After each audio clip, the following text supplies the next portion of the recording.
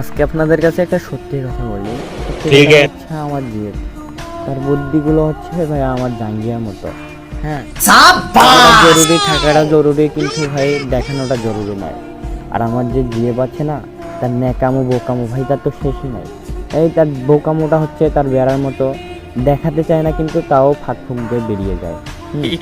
আর কি বলবো, বলার তো আমার শেষই নাই। আমার জিএফের যে ভুলগুলো আছে না, ওগুলো ভুলগুলো তো ও দেখতেই পায় না। হ্যাঁ, কিন্তু অন্যরা ঠিকই দেখতে পায়। কেমন করে জানো?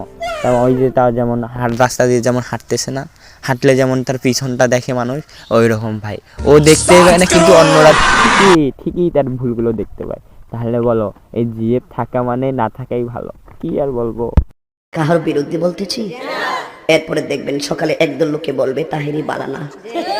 আমিও বলি আমি তো বালানা, বালা লইয়া থাকতো।